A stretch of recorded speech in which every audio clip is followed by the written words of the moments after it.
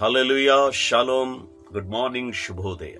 ಹೇಗಿದ್ದೀರಾ ನನ್ನ ಪ್ರಿಯ ದೇವರ ಮಕ್ಕಳಿಗೆ? ಹೊಸ ವಾರದಲ್ಲಿ ನಾವೆಲ್ಲರೂ ಪರಿಶುದ್ಧಾತ್ಮ ದೇವರ ಕೃಪೆಯಿಂದ ಒಟ್ಟಾಗಿ ಭೇಟಿಯಾಗುವುದು ದೇವರು ಸಹಾಯ ಮಾಡಿಕೊಟ್ಟಿದ್ದಾರೆ. ಮೊದಲನೇ ದಿನದಲ್ಲಿ ದೇವರು ನಮ್ಮೆಲ್ಲರ ಸಂಗಡ ಒಂದು ಶ್ರೇಷ್ಠಕರವಾದ ಮಾತು ಸ್ವತಃ ಆಗಿ ಆತನು ಮಾತಾಡ್ತಾ ಇದ್ದಾರೆ. ಇಲ್ಲಿ ಯಾವ ಭಕ್ತರು ಇಲ್ಲ, ಯಾವ ಪಾಸ್ಟರ್ಸ್ ಇಲ್ಲ, ಯಾರು ಇಲ್ಲ, ದೇವರೇ ನನ್ನ ಸಂಗಡ ಮಾತಾಡ್ತಾ ಇದ್ದಾರೆ. ಬನ್ನಿ, ಲೂಕನ ಬರೆದ ಸುವಾರ್ತೆ ಪುಸ್ತಕ 22ನೇ ಅಧ್ಯಾಯ 46ನೇ ವಚನ. The book of Luke 22:46. ನೀವು ನಿದ್ರೆ ಮಾಡುವುದು ಯಾಕೆ? ಪ್ರಶ್ನೆ. ಶೋಧನೆಗೆ ಒಳಗಾಗದಂತೆ ಎದ್ದು ಪ್ರಾರ್ಥಿಸಿರಿ ಅಂದನು. ಯಾರು? ಯೇಸು. Amen. And said unto them, Why sleep ye? Rise and pray, lest ye enter into temptation. ವಾರದ ಮೊದಲನೇ ದಿನ. ಈ ವಾರ ಹೇಗೆ ಕಲಿಯಬೇಕಂತ ಬಹುಶಃ ನಿಮ್ಮಲ್ಲಿ ಅನೇಕರು ಈಗ ಯೋಚನೆ ಮಾಡ್ತಾ ಇರಬಹುದು. ಹೇಗೆ ಸ್ವಾಮಿ, ಮೇ ತಿಂಗಳನ್ನ ಕೊನೆಯ ವಾರಕ್ಕೆ ಬಂದಿದ್ದೀವಿ, ಹೇಗೆ ನಾವು ಜೀವನ ನಡೆಸೋದು? ದೇವರು ಹೇಳುತ್ತಾ ಇದ್ದಾರೆ, ನೀವು ಮಲಗಿದ್ರೆ ಆಗಲ್ಲ. ಇಲ್ಲಿ ಯೇಸು ಸ್ವಾಮಿ ಶಿಷ್ಯರು ಮಲಗಿದರು. ಯೇಸು ಸ್ವಾಮಿ ಶಿಷ್ಯರನ್ನ ಹೇಳಿದ್ದಾರೆ, ನೀವು ಎಚ್ಚರಿಕೆದಿಂದ ಇದ್ದು ಪ್ರಾರ್ಥನೆ ಮಾಡ್ರಿ.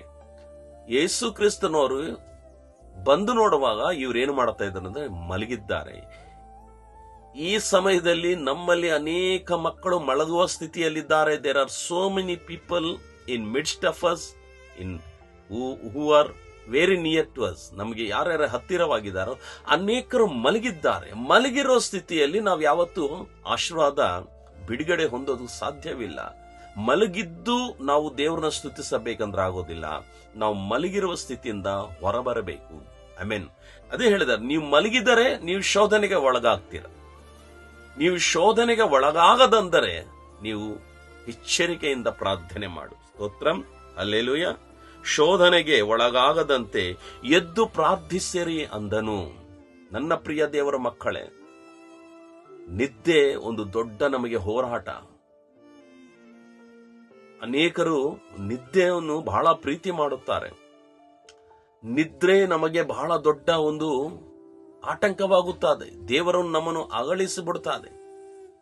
ದೇವರು ಯಾರನ್ನು ಇಷ್ಟಪಡ್ತಾರಂದ್ರೆ, ಯಾರು ಮುಂಜಾನೆ ಎದ್ದು ಕರ್ತನ ಮುಖದರ್ಶನ ಮಾಡಬೇಕಂತ ಪ್ರಾರ್ಥನೆಯಲ್ಲಿರುತ್ತಾರೋ ಅವರ ಮಾರ್ಗ ಆ ವಾರದಲ್ಲಿ, ಆ ದಿನದಲ್ಲಿ, ಆ ತಿಂಗಳಲ್ಲಿ ದೇವರು ಸರಾಗ ಮಾಡುತ್ತಾರೆ.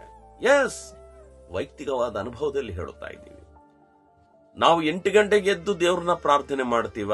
ನೆವರ್. ಅದು ಆಗೋದೇ ಇಲ್ಲ. ದೇವರು ಏನಿಷ್ಟಪಡ್ತಾರಂದ್ರೆ, ಬೆಳಿಗ್ಗೆ ಎದ್ದ ತಕ್ಷಣ ನಾವು ಮೊದಲು ಮಾಡಬೇಕಂತ ಕಾರ್ಯ ಪ್ರಾರ್ಥನೆ ಮಾಡಬೇಕು.